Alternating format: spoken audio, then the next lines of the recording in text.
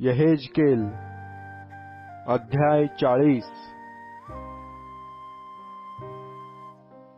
आमच्या बंदिवासाच्या 25व्या वर्षी म्हणजे नगराचा विध्वंस झाल्यावर 14व्या वर्षी वर्षारंभाच्या महिन्याच्या दशमीसच परमेश्वराचा वरदहस्त मजवर आला व त्याने मला तेथे नेले। त्याने दिव्य दृष्टांताच्या द्वारे मला इस्रायल देशात नेऊन एका अतिशयित उंच पर्वतावर ठेविले। त्यावर दक्षिणेस नगराच्या आकारासारखे काही होते। त्याने मला त्या जागी नेले। तो एक पुरुष दिसला। त्याचे स्वरूप पितळेसारखे होते। त्याच्या हातात तागाची एक दोरी व मापण्याची काठी होती। तो वेशीनजीक उभा होता। तो पुरुष मला म्हणाला, मानवपुत्रा, आपल्या डोळ्यांनी पहा, आपल्या कानांनी ऐक व मी तुला जे काही दाखवितो त्या सर्वाकडे चित्त लाव। हे तुला दाखवावे म्हणून मी तुला इकडे आणले आहे। तू जे पाहशील ते सर्व इस्रायल घराण्यास सांग। मी पाहिले, तो त्या मंदिराभोवती एक तट होता। त्या पुरुषाच्या हातात मापण्याची एक काठी होती। ती 6 हात लांबीची होती। हे माप 1 हात व 4 अंगुळे होते। त्याने त्या इमारतीच्या भिंतीची जाडी 1 काठी व उंची 1 काठी मापिली। तो पूर्वाभिमुख असलेल्या द्वाराकडे जाऊन पायऱ्या चढून वर गेला। त्याने द्वाराचा उंबरठा 1 काठी रुंद मापिला। हा पहिला उंबरठा 1 काठी भरला। प्रत्येक चौकी 1 काठी लांब व 1 काठी रुंद असून त्या चौक्यांमधील अंतर 5 हात होते। मंदिरासमोरील देवडी जवळच्या द्वाराचा उंबरठा 1 काठी होता। मंदिराकडल्या द्वाराची देवडी त्याने 1 काठी मापिली। त्याने त्या द्वाराच्या देवडीचे माप घेतले, ते 8 हात भरले। तिचे खांब 2 हात भरले। ही द्वाराची देवडी मंदिरासमोर होती। पूर्वेकडील द्वाराच्या ह्या बाजूला व त्या बाजूला 3-3 चौक्या होत्या। त्या तिहींचे माप सारखेच असून दोन्ही बाजूंचे खांबही एका मापाचे होते। त्याने द्वाराच्या प्रवेशमार्गाची रुंदी 10 हात व द्वाराची लांबी 13 हात मापिली। त्या चौक्यांच्या पुढची जागा एका बाजूला 1 हात व दुसऱ्या बाजूला 1 हात होती। त्या चौक्या दोन्ही बाजूंना 6-6 हात होत्या। त्याने एका चौकीच्या छावणीपासून दुसरीच्या छावणीपर्यंत दाराला दार धरून 25 हात रुंदी मापिली। त्याने देवडीचे माप घेतले, ते 20 हात भरले। त्या देवडीला लागून द्वाराभोवती अंगण होते। प्रवेशद्वारापासून आतील द्वाराच्या देवडीच्या पुढल्या भागापर्यंत 50 हात भरले।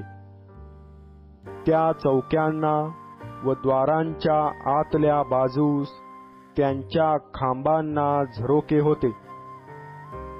भिंतीच्या महिरापींसही झरोके होते।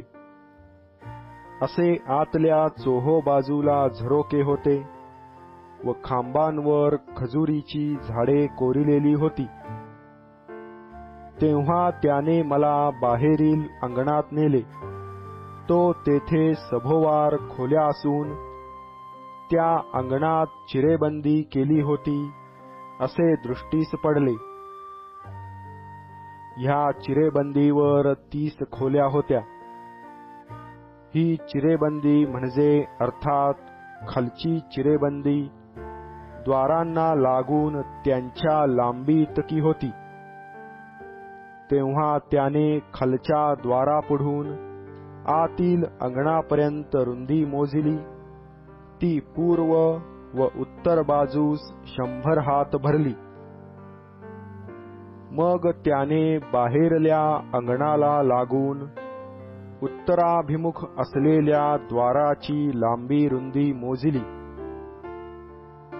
त्यांच्या चौक्या ह्या बाजूला 3 व त्या बाजूला 3 होत्या. त्याचे खांब व महिरापी ही पहिल्या द्वाराच्या मापाप्रमाणे होती. त्याची लांबी 50 हात व रुंदी 25 हात होती. त्याचे झरोके, महिरापी व कोरलेली खजुरीची झाडे ही पूर्वाभिमुख असलेल्या द्वाराच्या मापाप्रमाणे होती. त्यावर चढून जाण्यासाठी 7 पायऱ्या होत्या व त्यासमोर त्याच्या महिरापी होत्या. आतल्या अंगणात पूर्वेकडच्या द्वारासारखे उत्तरेकडच्या द्वारासमोर एक द्वार होते. एका द्वारापासून दुसऱ्या द्वारापर्यंत त्याने 100 हात मापिले. मग त्याने मला दक्षिण भागी नेले. तो तेथे दक्षिणाभिमुख एक द्वार दृष्टीस पडले. त्याचे खांब व महिरापी त्याने मापिल्या. त्या पूर्वीच्या इतक्या भरल्या. वर सांगितलेल्या झरोक्यांप्रमाणे यासही सभोवार झरोके व महिरापी होत्या. त्याची लांबी 50 हात व रुंदी 25 हात होती. त्यावर चढून जाण्यास 7 पायऱ्या होत्या व त्यासमोर त्याच्या महिरापी होत्या व त्याच्या खांबावर अलीकडे पलीकडे एक एक खजुरीचे झाड कोरिले होते. दक्षिणेकडे आतल्या अंगणाला द्वार होते. दक्षिणेकडल्या ह्या द्वारापासून त्या द्वारापर्यंत 100 हात भरले. तेव्हा त्याने मला दक्षिण द्वाराने आतल्या अंगणात नेऊन दक्षिण द्वार मापिले. ते तितकेच भरले. त्याप्रमाणेच त्याने त्याच्या चौक्या, खांब व त्यावरल्या महिरापी ही मापिली. ती तेवढीच भरली. त्याला व त्या भोवतालच्या महिरापींना झरोके होते. त्याची लांबी 50 हात व रुंदी 25 हात भरली. त्याला सभोवार महिरापी होत्या. त्या एकंदर 25 हात लांब व 5 हात रुंद होत्या. त्याच्या महिरापी बाहेरल्या अंगणाच्या बाजूला होत्या. त्याच्या खांबांवर खजुरीची झाडे कोरिली होती. त्यावर चढून जाण्यास 8 पायऱ्या होत्या. मग त्याने मला पूर्वेकडल्या आतील अंगणात नेऊन ते द्वार मापिले. ते तेवढेच भरले. त्याच्या चौक्या, खांब व महिरापी त्याने मापिल्या. त्याही तेवढ्याच भरल्या. त्याला सभोवार झरोके व महिरापी होत्या. त्याची लांबी 50 हात व रुंदी 25 हात होती. त्याच्या महिरापी बाहेरील अंगणाच्या बाजूला होत्या. त्याच्या खांबांवर अलीकडे पलीकडे खजुरीची झाडे कोरली होती. त्यावर चढून जाण्यास 8 पायऱ्या होत्या. मग याने मला उत्तरद्वाराकडे नेले.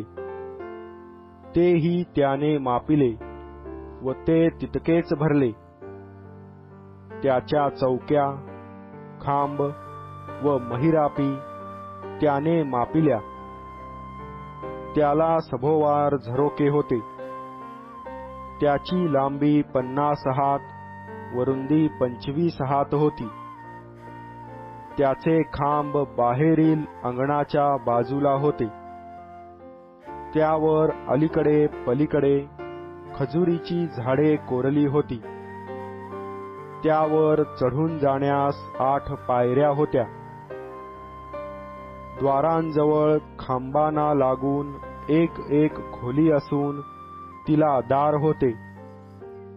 तेथे होमबली धूत असत. द्वाराच्या देवडीत होमार्पण, पापार्पण व दोषार्पण यांचे पशु कापण्यासाठी ह्या बाजूला 2 व त्या बाजूला 2 अशी मेजे होती. आणि बाहेरच्या अंगास उत्तराभिमुख असलेल्या द्वाराच्या प्रवेशमार्गी चढून जाण्याच्या वाटेवर 2 मेजे होती. तसेच दुसऱ्या अंगास द्वाराच्या देवडी नजीक 2 मेजे होती. द्वाराच्या बाहेरील अंगाला दोन्ही बाजूस 4 मेजे होती. अशी यज्ञपशु कापण्यासाठी 8 मेजे होती. होमार्पणासाठी ताशी व दगडांची 4 मेजे होती. ती 1.5 हात लांब, 1.5 हात रुंद व 1 हात उंच अशी होती. ज्या हत्यारांनी होमबली व इतर यज्ञपशु कापीत ती त्यावर ठेवीत असत. 4 अंगुले लांबीच्या आकड्या मंदिरात सभोवार लावलेल्या होत्या. यज्ञपशूचे मांस त्या मेजावर ठेवीत असत. आतील द्वाराच्या बाहेर आतील अंगणात 2 खोल्या होत्या. एक उत्तर द्वाराच्या बाजूस दक्षिणाभिमुख होती व दुसरी दक्षिण द्वाराच्या बाजूस उत्तराभिमुख होती.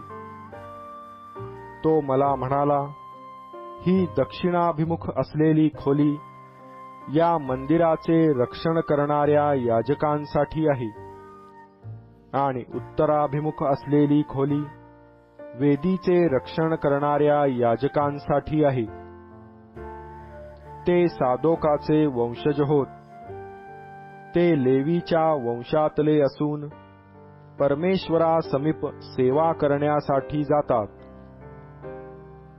त्याने अंगण मापिले. ते 100 हात लांब व 100 हात रुंद असे चौरस भरले. आणि मंदिरासमोर वेदी होती. मग त्याने मला मंदिराच्या देवडीत नेले व त्या देवडीचा प्रत्येक खांब मापिला. तो एका बाजूने 5 हात व दुसऱ्या बाजूने 5 हात भरला. त्या द्वाराची रुंदी एका बाजूने 3 हात व दुसऱ्या बाजूने 3 हात भरली. देवडीवर चढून जाण्यास पायऱ्या होत्या. त्या बाजूने तिची लांबी 20 हात व रुंदी 11 हात भरली. त्या खांबांच्या एका बाजूला 1 व दुसऱ्या बाजूला 1 असे लहान खांब होते.